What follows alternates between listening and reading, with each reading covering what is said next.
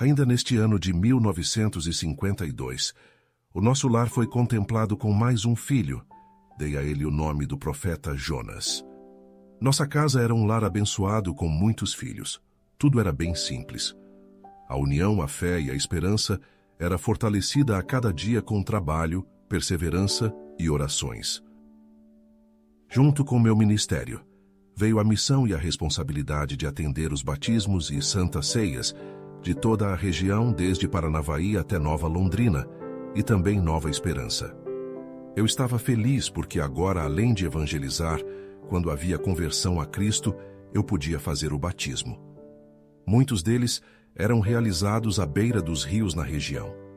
Como era bom ver a obra de Deus crescer. Em 1953, nasce mais um menino em nossa casa. A esse demos o nome de Diógenes. Nessa época eu estava com 44 anos. Minha primeira filha, Noemi, já era casada. Lembro que passou um fotógrafo e eu mandei fazer uma foto da minha amada família. Em 1954 viajei a São Paulo. A congregação no bairro do Brás havia sido inaugurada há poucos meses. Que construção belíssima! Lembro que, na ocasião, encontrei o irmão Américo, diácono da Água Rasa. Ele havia me visitado uma vez, levando uma grande caixa de roupas para meus filhos, quando ainda morávamos no sítio. Que irmão amoroso! 3 anos havia se passado desde minha ordenação. Muitos eram os atendimentos na região. Lembro que uma vez fui atender um batismo em Nova Esperança. Era uma época de muito frio. Eu estava com pneumonia. Na noite que antecedeu o batismo geou. Fiquei temeroso pela minha saúde. E também fiquei imaginando que talvez ninguém fosse batizar por causa do frio. Naquele tempo não havia aquecedores nos tanques. Naquele domingo de manhã, quando cheguei à igreja, os irmãos estavam quebrando a fina camada de gelo que havia se formado sobre a água. Na minha oração da comunhão, clamei muito a Deus, pedindo forças, pedindo que Ele convertesse os corações. Enfim, fizesse uma obra naquele batismo. A igreja estava lotada. O Evangelho da Graça foi anunciado com fervor. O trabalhar do Espírito Santo converteu os corações. E naquele dia, Deus chamou 45 almas. E quando terminou o batismo, Deus havia me libertado. Que obra maravilhosa! No ano de 1955, nasceu minha caçulinha. Era ruiva como suas irmãs, Noemi, Beth e Belica. A ela demos o nome de Miriam.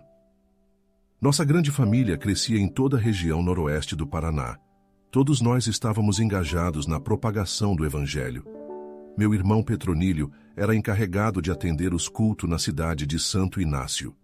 A obra de Deus crescia. Lembro que ainda em 1955, após uma reunião em Apucarana, o irmão Joaquim Alves tirou uma foto nossa. Éramos 12 os anciãos do Paraná. Que bela recordação! Semeávamos o Evangelho. Fazíamos os batismos. Enfim, pastoreávamos as ovelhas de Cristo, cuidando com muito amor, congregando e visitando os enfermos. Ainda assim, nós nos considerávamos servos inúteis. Toda a honra e glória a Deus pertence. Em 1958, mais 2 filhos casaram. Rubens com Leonor e o Oséias com a Irene. Fizemos a festa no mesmo dia. Agora eram 5 os meus filhos casados. Noemi, Rubens, Alfeu, Olga e Oséias. Eu e Sílvia éramos avós já há algum tempo. Em 1959, nossa pequena igrejinha de madeira já não comportava a nossa irmandade. Eu já há algum tempo planejava a construção de uma igreja em Alvenaria. Então, numa viagem a São Paulo, conheci o irmão Manuel Pires no Brás. Ele havia participado ativamente da construção daquele grandioso templo. Mostrei a ele uma planta que eu mesmo tinha desenhado com as dimensões da construção. Falei que estava aguardando a aprovação ministerial para a oficialização da mesma e queria que ele fosse o mestre de obra dessa construção. E em 1960, após muita luta, começamos a construção. E lá estava o irmão Manuel Pires à frente de todo o trabalho. Que alegria! Havíamos comprado o terreno ao lado da pequena igrejinha e começamos a construir. Os meses iam passando. A construção era grande, haviam muitas dificuldades, mas a irmandade de toda a região colaborava. Quanta dedicação, quanto amor! Como Deus nos ajudava! As grandes paredes em alvenaria subiam rápido. Haviam muitos irmãos trabalhando, pedreiros, ajudantes, carpinteiros e outros colaborando nos custos. As irmãs trabalhavam fazendo nossa alimentação. Eu lembro das grandes tesouras em madeira que fizemos para o telhado. Que trabalho lindo! Em 1961, lá estava a belíssima construção erguida ao lado da pequena igrejinha de madeira. Estávamos agora nos acabamentos, e Deus continuava a nos ajudar. Mais algum tempo se passou. A nossa casa de oração ficou pronta. Era bem grande e alta. Fizemos com galerias laterais. Colocamos 7 colunas ornamentais atrás do púlpito. Meu filho Rubens, com alguns auxiliares, fizeram os bancos e eu fiz a tribuna. E então ela foi inaugurada com grande admiração por todos naquela cidade e região. Agora, podíamos abrigar a Irmandade com conforto. O irmão Redorno Maruto presidiu o culto de abertura. Lembro que naquele dia fizemos uma foto com os músicos. Quanta alegria! Ocasionalmente, eu pegava minha acordeon e, juntamente com meus filhos e sobrinhos músicos, tocávamos os belíssimos hinos. Como eu gostava da orquestra! Eu era conhecido carinhosamente pela Irmandade por Irmão Dodô. 10 anos haviam se passado desde minha ordenação, e as cidades que eu dava assistência, no noroeste do Paraná e no sul do Mato Grosso do Sul, eram muitas. Então os irmãos Alfredo de Souza e Joaquim Alves apresentaram meu irmão Petronílio para ancião em Paranavaí, e eu agora podia estar mais próximo de toda a Irmandade, mesmo nas cidades mais distantes. Desde quando mudei do sítio para a cidade, meu envolvimento com a obra de Deus passou a ser quase integral, e depois da minha ordenação ao ministério de ancião, minhas viagens em atendimentos tomavam todo o meu tempo. Eu já não podia estar trabalhando na marcenaria. Então, para custear as despesas, eu comecei a vender parte do meu sítio a cada aperto financeiro. E assim, investindo nas missões que Deus havia me confiado, não poupei esforços nem recursos para que todos os atendimentos de batismos e santas ceias das cidades, sob minha responsabilidade, fossem feitas. Em casa, minha amada esposa Silvia cuidava de tudo na minha ausência. Éramos uma família grande, mas nossos filhos encontravam nela ternura, carinho e fé nos momentos difíceis. Nesta foto havíamos passado dos 50 anos. A obra de Deus continuava a crescer na região, mas só Deus sabe quantas dificuldades passávamos.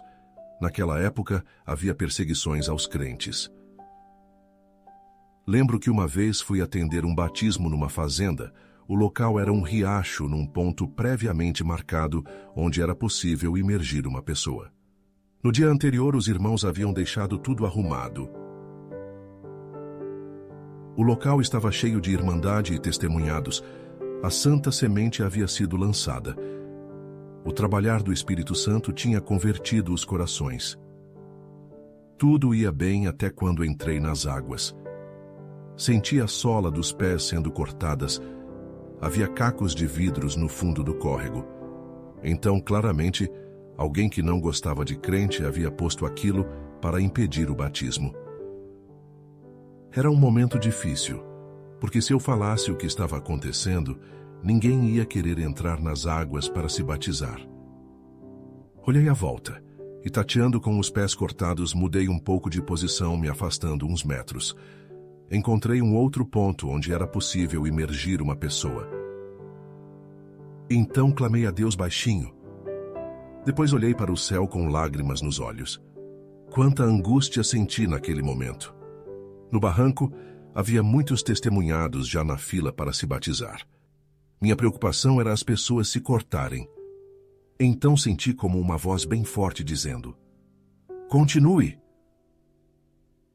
Naquele momento, fui tomado de uma fé tão grande que sinalizei para o primeiro da fila vir até a mim, e com uma confiança vinda dos céus, coloquei a mão sobre a cabeça do irmão convertido, fiz a oração e comecei a batizar. E foram vindo uma pessoa após outra, e eu fui batizando os convertidos a Cristo, com lágrimas nos olhos e o coração jubilando de alegria. E naquele dia foram batizados 76 almas.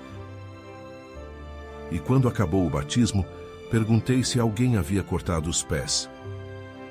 E ninguém havia se machucado. Como Deus é bom!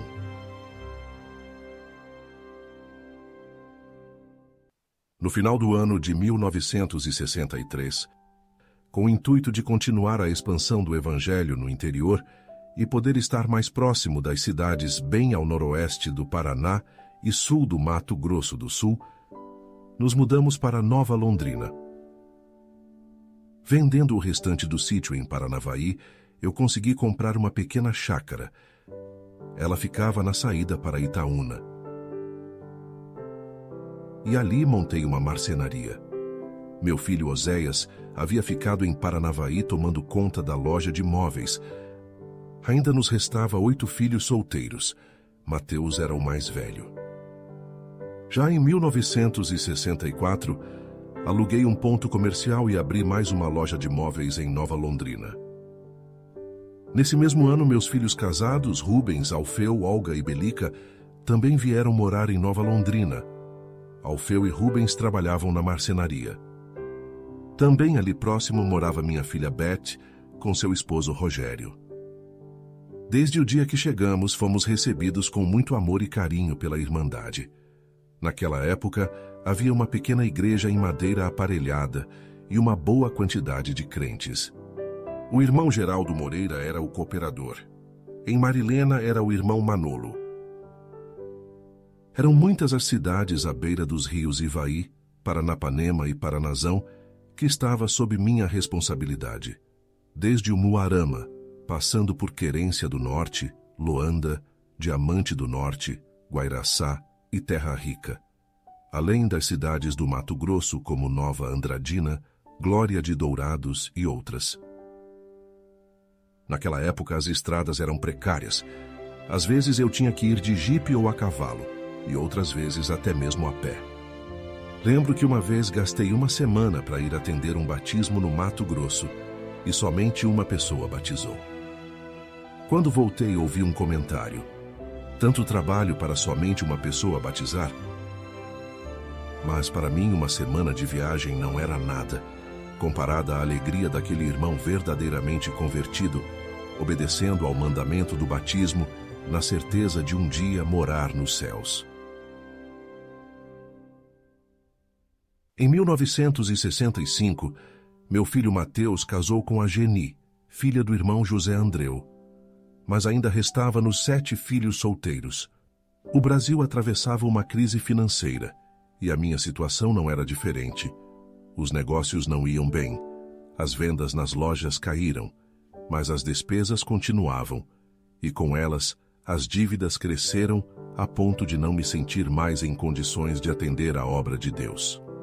E assim, comuniquei os irmãos do Brás em São Paulo, e fiquei alguns meses aguardando uma solução. Mas minha prova aumentou ainda mais. Nessa mesma época, minha esposa foi diagnosticada com doença de Chagas e ficou muito doente. Meus dias eram realmente difíceis. Só em Cristo encontrávamos forças. Após alguns meses, minha situação financeira foi restabelecida. O irmão Sebastião Antonini, diácono da cidade de Osasco, foi enviado ao meu auxílio e com muito amor nos ajudou a pôr as coisas em ordem e eu pude voltar a atender a obra de Deus. Era preciso continuar, pois minha missão era falar do amor de Cristo e da salvação. O propósito da minha vida era apacentar com muito amor as ovelhinhas de Cristo, e o meu trabalho também era atender aos pedidos de batismos. Certa vez fui atender um batismo no Porto Santo Antônio, onde um irmão por nome Paulo Bispo aguardava ansioso havia dias. Fizemos uma caravana com bastante irmandade e descemos o rio Paraná de balsa. O jovem foi batizado, mas ao retornarmos, anoiteceu rapidamente, e a balsa acabou encalhando em um banco de areia no meio do rio. Era uma noite sem lua. A escuridão era completa. Ficamos ali clamando a Deus, pois o balseiro disse que não havia nada o que fazer. Após alguns minutos de angústia, eu disse para os músicos: "Vamos tocar e cantar hinos que Deus vai nos tirar daqui." Ouvi alguns murmúrios achando a ideia descabida, mas depois concordaram e começamos a tocar os hinos de ouvido. Após alguns minutos, começamos a ver pequenas luzes. Eram moradores ribeirinhos que estavam perplexos com o som que ouviam no meio da escuridão e vieram com seus barcos ver o que era. Estavam maravilhados com os hinos e, enquanto nos ajudavam a desencalhar a balsa, eu falava do Evangelho e alguns creram. Tudo tem um propósito de Deus.